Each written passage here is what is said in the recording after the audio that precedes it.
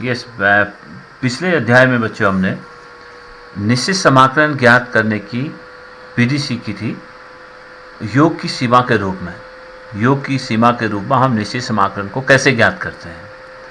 लेकिन योग की सीमा के बगैर भी निश्चित समाकलन को ज्ञात किया जा सकता है। जो हमने 7.8 अभ्यास में सवाल किए थे, निश्चित समाकलन योग की सीमा के रूप में प्राप्त कीजिए।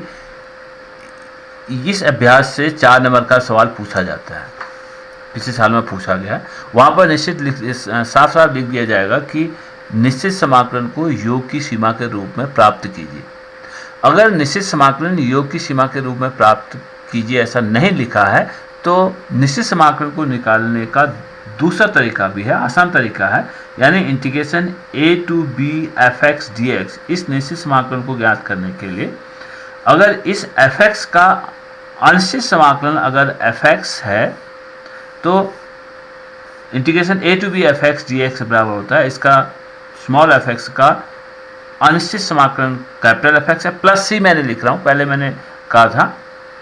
एक बार फिर देख लीजिए, अगर सपोज अनिश्चित समाकलन प्लस c भी है तो हम लिमिट a to b लिख देते हैं, यानी इसका समाकलन हो जाएगा। इस तरह से निकालते हैं कि f b upper limit plus c, जो फलन है वो अनिश्चित समाकलन है f x plus c supposing unit के लिए।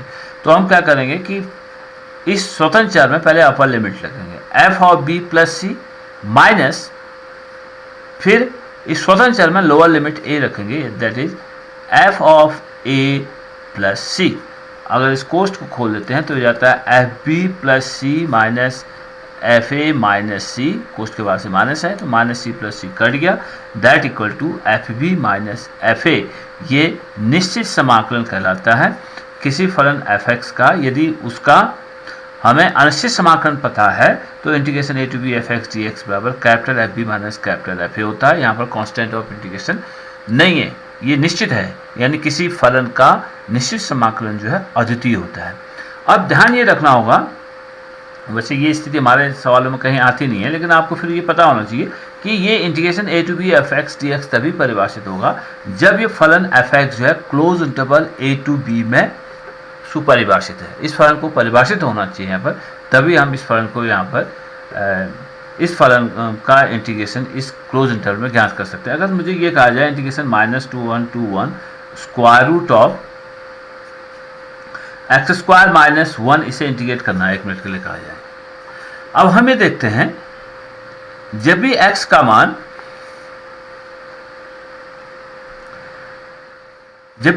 मान हमारे पास लेस देन -1 होता है, x का मान अगर मेरे पास -1 से, यानी x का मान मेरे पास 1/2 हो जाता है 1 मिनट के लिए। यदि x का मान 1/2 होता है तो ये फलन आपके पास क्या हो जाता है, वर्गमूल 1/2 का होल स्क्वायर -1, तो ये हो जाएगा वर्गमूल 1/4 ऋण 1, तो नेगेटिव आ रहा है 1/4 ऋण 1 माइनस 3/4 का वर्गमूल, तो संख्या परिभाषित नहीं है। तो जब हमें दिख रहे हैं तो इस अंतराल में इस -1 से 1 के बीच जो संख्याएं हैं आपके पास, ये 0 है, ये -1 है, ये 1 है, तो इसके बीच में सारी संख्याएं आपको दिख रहा है 1/2 ऋण 1/2, ये सारी संख्याएं इसके बीच में आएंगी। तो इस अंतराल में ये फलन परिभाषित नहीं है, तो हम इसका इंटीग्रेशन नहीं कर सकते हैं इस अंतराल में। तो इस फलन को, फलन एफ एक्स का समाकलन close interval a to b f x d x ज्ञात करने के लिए, यानी close interval a to b में इस फलन का समाकलन ज्ञात करने के लिए इस फलन को इस अंतराल में सुपरिभाषित भी होना चाहिए, इस फलन को परिभाषित होना चाहिए, तभी हम उसका समाकलन ज्ञात कर पाएंगे। अब इसकी प्रश्नावली में आते हैं, यानी इस सूत्र से इसे समाकलन का आधारभूत सूत्र भी कहते हैं, आपसे आधारभूत प्रमेय भी कहते हैं इसको। तो इस आधारभूत प्रमेय से हम किस प्रकार से निश्चित समाकलन को ज्ञात करते हैं, इस एक्सरसाइज पर आते हैं। समाकलन गणित का आधारभूत प्रमेय इसको कहते हैं। तो कैसे हम इसको ज्ञात करें देखते हैं एक्सरसाइज में। सिंपल से सवाल है, integration of -1 to 1 x plus 1 dx, -1 to 1 x plus 1 dx। आपको इसका अनिश्चित समाकलन लिखना है। अनिश्चित समाकलन में भी कांस्टेंट ऑफ इंटीग्रेशन को छोड़ देंगे जब आप इंटीग्रेट कर रहे हैं। तो x प्लस 1 का इंटीग्रेशन हुआ x² 2 प्लस x, और लिमिट लगा देंगे। अब लोअर लिमिट -1 है, अपर लिमिट 1 है। तो पहले अपर लिमिट को रखेंगे, यानी x जगह 1 रखेंगे तो जाएगा 1/2 धन 1, ये अपर लिमिट हो गई। माइनस अब लोअर लिमिट लगाएंगे, x -1 रखेंगे तो -1 का वर्ग हो गया 1/2 और -1। इसको सरल करें, या 1/2 धन 1 ऋण 1/2 धन 1, तो 1/2 कटा, 1 धन 1 बराबर 2। ये इसका निश्चित समाकलन हुआ, जो कि अद्वितीय होगा किसी भी फलन का निश्चित समाकलन। वैसे दूसरा सवाल है integration of 1/x dx, limit है 2 to 3। तो 1/x का इंटीग्रेशन हो गया log of mod of x, और लिमिट हो गई 2 to 3 बराबर log of mod of x, यानी log of 3 upper limit minus log of 2 lower limit, log of x यानी log ऑफ 3, ये धनात्मक संख्या है, माइनस log ऑफ 2 यानी इसे log m बाय n को हम log m minus log n को log m बाय n भी कह सकते हैं। इस प्रकार से हम इसको इंटीग्रेट करेंगे। जैसे तीसरा सवाल है इंटीग्रेशन ऑफ 1 2 3 4x³ -5x² धन 6x प्लस 9 dx। तो दिस इक्वल टू, जब हम इसको इंटीग्रेट करेंगे, आप प्रत्येक फल को इंटीग्रेट कर लेंगे। पहले ये 4x³ -5x² हम अलग अलग न लिख के सीधे इसका भी इंटीग्रेशन, माइनस इसका इंटीग्रेशन, प्लस इसका इंटीग्रेशन, प्लस इसका इंटीग्रेशन। तो 4x³ को आप इंटीग्रेट करेंगे तो 4 अचर है, x³ का इंटीग्रेशन हुआ x⁴/4 ऋण 5x² 5 अचर है, x² का इंटीग्रेशन हुआ x³ 3 धन 6 गुणा x का इंटीग्रेशन हुआ x² 2 धन 9 ऑफ x, लिमिट इसकी हुई 1 to 2। तो बराबर 4 से 4 कटा, यहाँ पर 2 3 6 हो गया। तो अब पहले अपर लिमिट रखेंगे, लिमिट तो 2 की घात 4 हो जाएगा, यानी 2 की घात 4 हो गया 16 ऋण 5/3 गुणा 2 की घात 3 8 धन 3 गुणा 2 की घात 2 4 धन 9 गुणा 2। ये हो गई अपर लिमिट। अपर लिमिट ऐसे लिख देते हैं, माइनस फिर lower limit x equal to आप 1 रखेंगे तो ये हो जाएगा पहला 1 की घात 4 1 ऋण 5 गुणा 1/3 5/3 धन 3 गुणा 1 का वर्ग 3 धन 9 गुणा 1 9 बराबर हुआ, लॉसो ले लें इसका 3, तो 16 3 48 ऋण लॉसो 3 हो गया इस पूरे का। तो 16 48 ऋण 8 पंचे 40 धन 4 3 12, इसका भी लॉसो 3 है, 4 3 12 3 36 धन 9 2 18, लॉसो मैंने 3 लिया है, 18 3 54। पहला पद हुआ ऋण, इसका भी लॉस 3 ले लेते हैं, 3 ऋण 5 धन 3 3 9 धन 9 3 27 बराबर, यह आया आपके पास 48 ऋण 40 आया 8 8 54 और 36 और 8 इनको आप जोड़ देंगे, 54 और 36 हमारे पास 90, यानी 6 4 10 8 18 और 5 8 1 है 9 98/3, ये पहला पद हो गया ऋण। दूसरा पद क्या देता है, हमें इनको जोड़ देते हैं, 3 ऋण 5 धन 2 27 27 और 9 36 36 और 3 हो गया तुम्हारे पास 39, 27 और 9 36 36 और 3 39 में से आपको 5 घटाना है, तो ये आया 34/3 बराबर ये हो जाएगा, फिर लॉस 3 हुआ तो 98 ऋण 34/3 बराबर 8 में से 4 4 8 में से 4 4 और 9 में से 3 6, 64/3 ये फाइनल आंसर होगा। ये अद्वितीय। इसी तरह से एक त्रिकोणमितीय फलन का इंटीग्रेशन करते हैं। जैसे चौथा है integration 0 to π/4 sin 2x dx, sin 2x dx ये फलन है। आप इसे इंटीग्रेट करेंगे। sin 2x का इंटीग्रेशन करना है आपको, इसका अनिश्चित समाकलन आपको लिखना है। sin 2x का यानी प्रति अवकलज चाहिए sin 2x का, तो sin 2x का प्रति अवकलज हमें पता है -cos 2x/2। ये इंटीग्रेशन हमें पता है पहले से।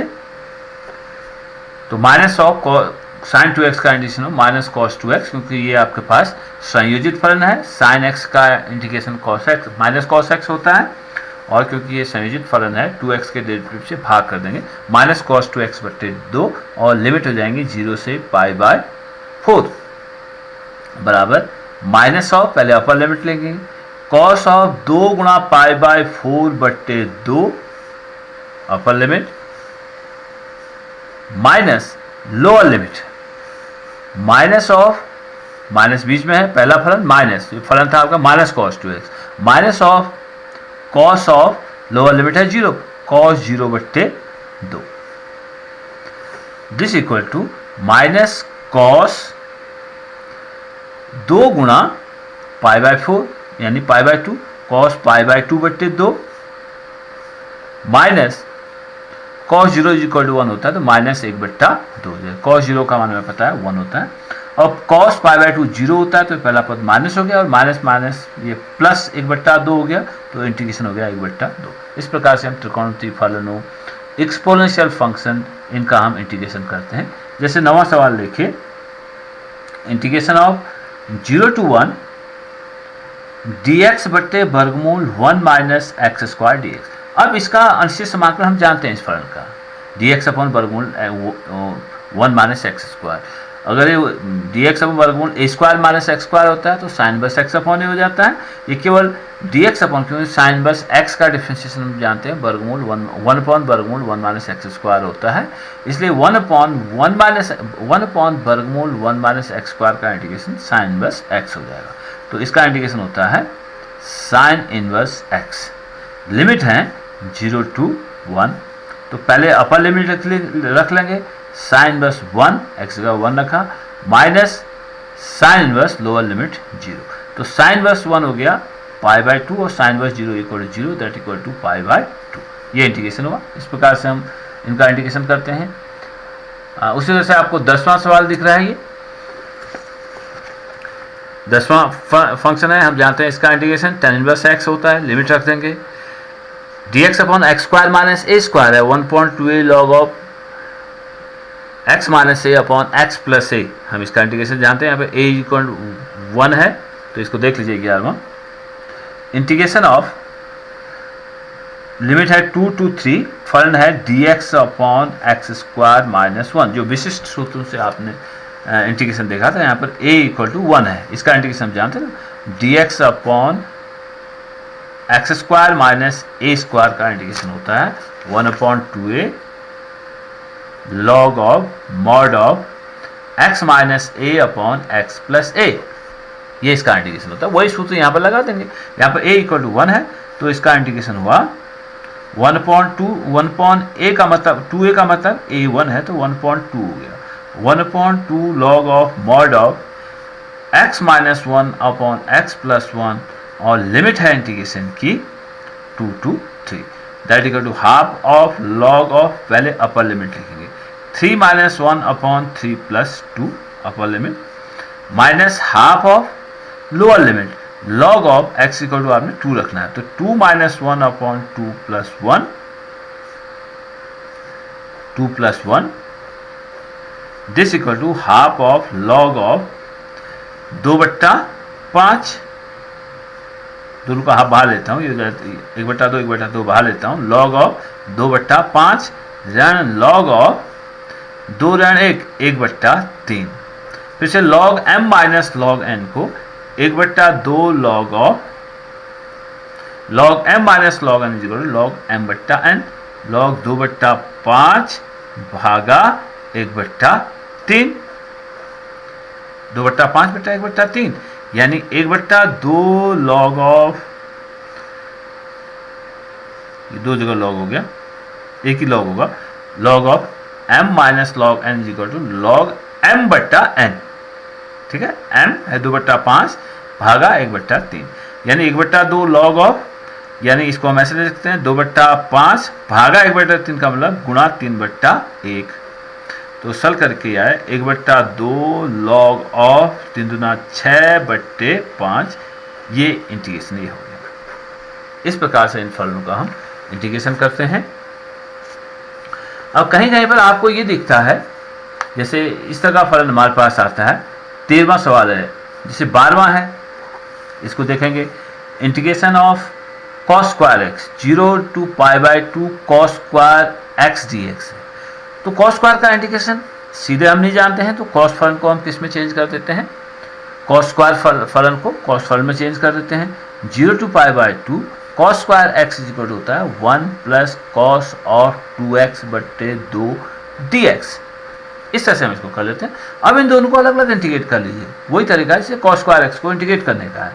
बराबर हुआ इंटीग्रेशन ऑफ 1/2 dx, 1/2 अचर है, 1/2 dx लिमिट हो गई 0 to π/2 पहला फलन, धन 1/2 integration of cos 2x limit है 0 to π/2। तो दोनों फलन को अलग अलग इंटीग्रेट कर सकते हैं इस प्रकार से। इस फलन का यानी 1/2 का इंटीग्रेशन दोनों को अलग अलग लिख दिया मैंने, 1/2 धन cos 2x बट्टे 2, तो 1/2 dx धन 1/2 cos 2x। अब इनको इंटीग्रेट करिए, लिमिट वही है दोनों फलनों के लिए 0 to π/2 होगा।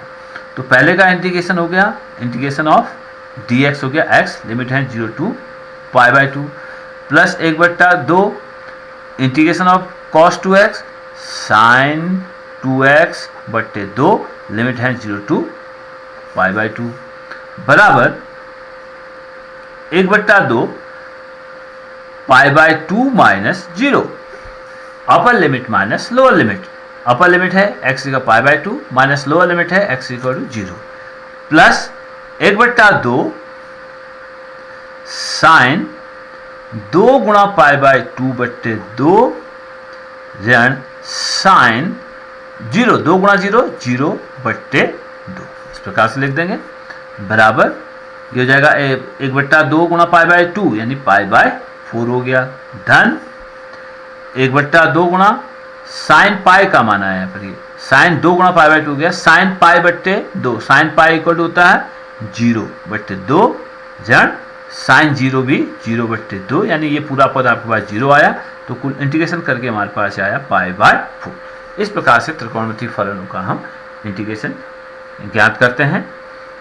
13वां जैसे है इंटीग्रेशन ऑफ x बट्टे x square plus 1 dx, limit इसकी है 2 to 3, ये फलन सपोज है।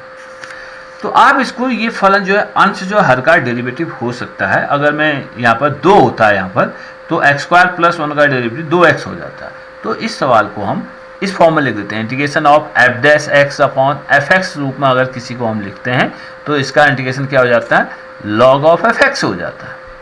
तो वही काम करते हैं, इसे 2 से गुणा भाग कर देते हैं। 2/2 से 3 लिमिट है, मैंने इसे 2x बट्टे एक्स स्क्वायर प्लस 1 किया, यानी 2 से गुणा किया, 2 से भाग भी कर देंगे dx। अब दिख रहा है जो अंश है वो हर का डेरिवेटिव है, F dash x upon F x pattern में ये आ गया, दिस इक्वल टू 1/2, तो इसका इंटीग्रेशन हो जाता है log of F x, log of x square plus 1, F dash x upon F x का इंटीग्रेशन हो जाता है लॉग ऑफ एफ एक्स। तो log of x square plus 1, इसकी लिमिट है 2 to 3, बराबर 1/2 लॉग ऑफ एक्स जगह 3 है, 3 का वर्ग 9 धन 1 अपर limit minus lower limit, log of x जगह 2 रखेंगे, 2 का वर्ग 4 धन 1, बराबर 1/2 लॉग ऑफ 9 का 10 ऋण लॉग ऑफ 5, यानी log m minus log n फिर से हो गया, 1/2 लॉग ऑफ 10/5 बराबर 1/2 लॉग ऑफ 2, ये इसका फाइनल इंटीग्रेशन हुआ। इस प्रकार से इन फलनों का हम इंटीग्रेशन करते हैं।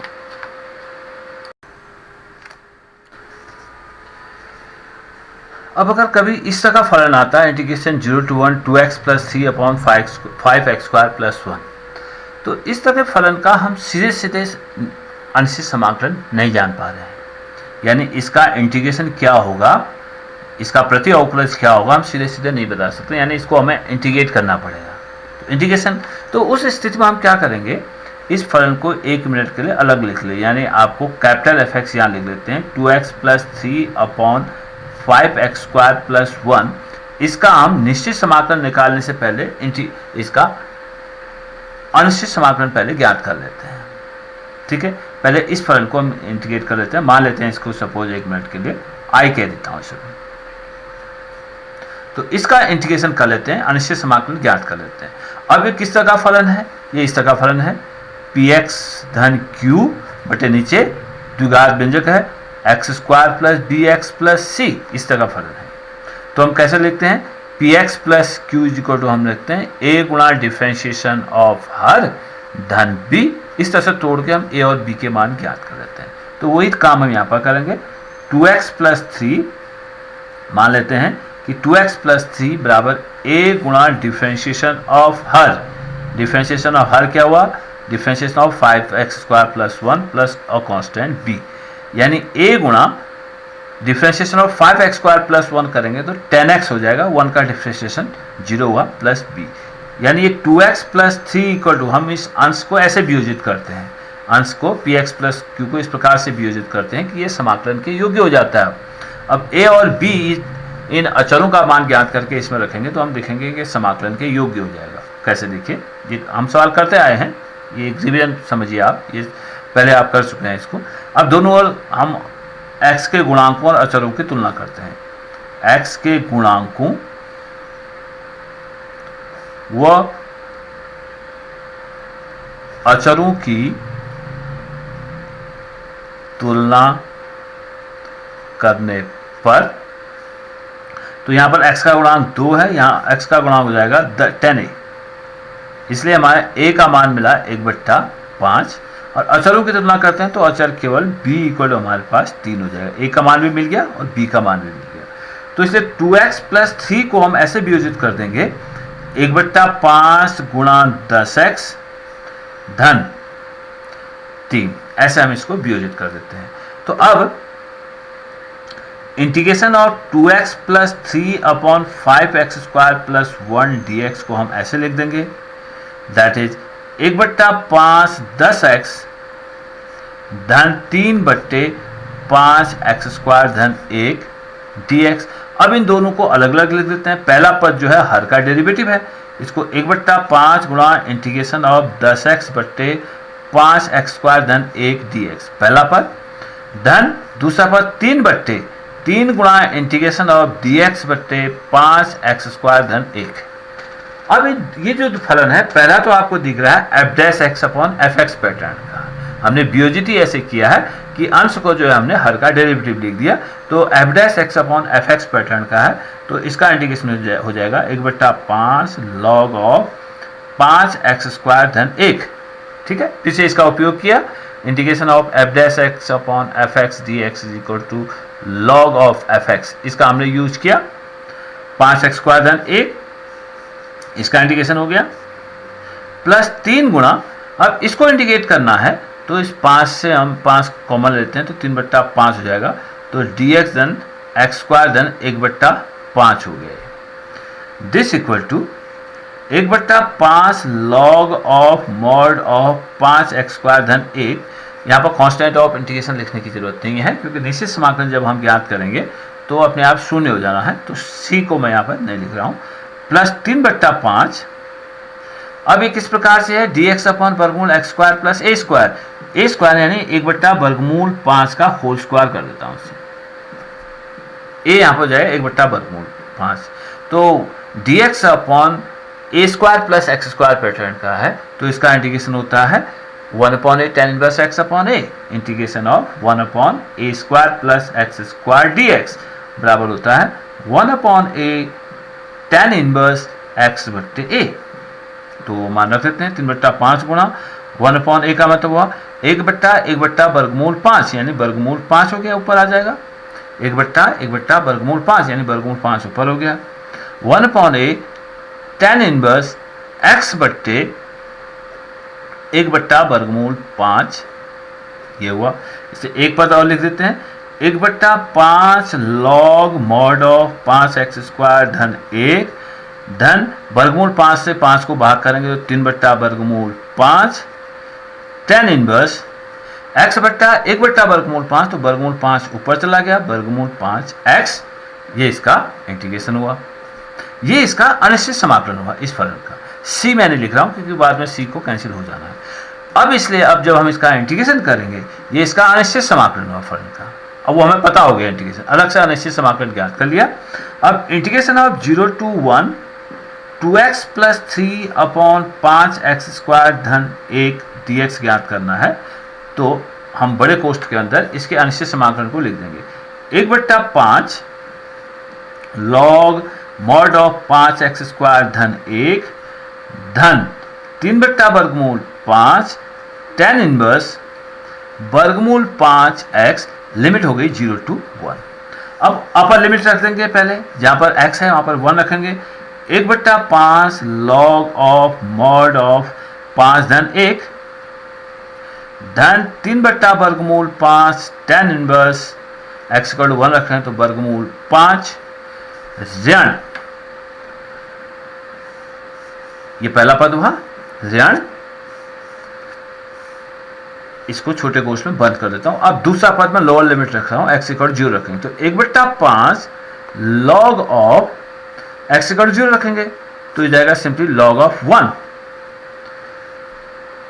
धन दूसरा पद है 3 वर्गमूल 5 tan इनवर्स √5 गुणा 0, ये भी हो जाएगा tan inverse minus 1/5 log of 1 हो गया। x = 0 रखा हमने तो log ऑफ 0 + 1 हो गया log ऑफ 1 धन कोष्ठ लगा रखा है तो अंदर से धन है 3 वर्गमूल 5 tan इनवर्स √5 गुणा 0 tan इनवर्स 0, ये भी हो गया बराबर 1/5 log 6 धन 3/5 tan इनवर्स √5। अब log 1 का मान भी 0 होता है, tan इनवर्स 0 का मान भी 0 होता है, पूरा सरल करके आया हमारे पास 0। ये 3 वर्गमूल 5 था, सॉरी 3 वर्गमूल 5। तो फाइनल जो integration 0 to 1 2x + 3/5 5x² + 1 dx आया 1/5 log 6 धन 3 वर्गमूल 5 tan इनवर्स वर्गमूल ऑफ 5, ये इंटीग्रेशन हुआ इस फलन का। जब इस तरह का फलन आपके पास आता है जिसका अनिश्चित समाकलन आप सीधे सीधे नहीं जान रहे तो पहले अनिश्चित समाकलन ज्ञात कर लीजिए फिर लिमिट लगा देंगे, ठीक है। उस तरह से आपके पास 15वां सवाल है, 16वां सवाल है।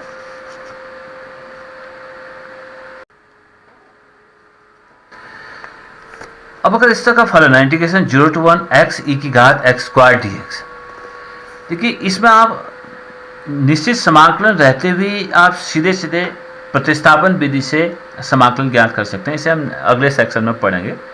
दूसरा तरीका ये है, आप अगर इसमें इंटीग्रेशन यहाँ पर नहीं कर रहे हैं, समाकलन जो है इंटीग्रेशन के साथ नहीं कर रहे हैं, तो दूसरा तरीका ये है आप पहले x e⁻x² का मान लेते हैं, इसको i मान लेते हैं इस फलन को, इसका अनिश्चित समाकलन ज्ञात कर लेते हैं x e⁻x² dx से। अगर निश्चित समाकलन नहीं, लिमिट नहीं है तो इस प्रतिस्थापन विधि द्वारा इसका अनिश्चित समाकलन आप जानते हैं। हम प्रतिस्थापन द्वारा फलन को ऐसे लिख लेते हैं, माना x² बराबर हमने t रख दिया तो 2x dx बराबर dt हो गया, यानी x dx हमारे पास प्रतिस्थापन से हो जाएगा हाफ ऑफ dt। अब इस फलन का इंटीग्रेशन हो गया x dx dt हो गया और x² को हमने t रख दिया तो सिंपली हो जाएगा हाफ ऑफ x dx हो गया हाफ, तो हाफ मैंने लिख दिया, dt हमेशा लास्ट में आएगा और x² को हमने रख दिया t तो e⁻t dt इसका इंटीग्रेशन हो गया, तो 1/2 e⁻t इसका अनिश्चित समाकलन हो गया। c मैंने लिख रहा हूँ क्योंकि इंटीग्रेशन के बाद उससे कट जाना है, तो इसलिए integration of 0 to 1 x e⁻x² dx बराबर क्या हो गया, इसका अनिश्चित समाकलन हम जानते हैं 1/2 आप t को आप वापस कर देंगे, जब हम समाकलन करते हैं, समाकलन के बाद चर जो t है हमने प्रतिस्थापित किया, तो इस समाकलन को वापस कर दिया, तो e की घात हाफ e की घात x स्क्वायर, ये इसका अनिश्चित समाकलन हुआ, c छोड़ दिया मैंने क्योंकि उसे लास्ट में 0 हो जाना है।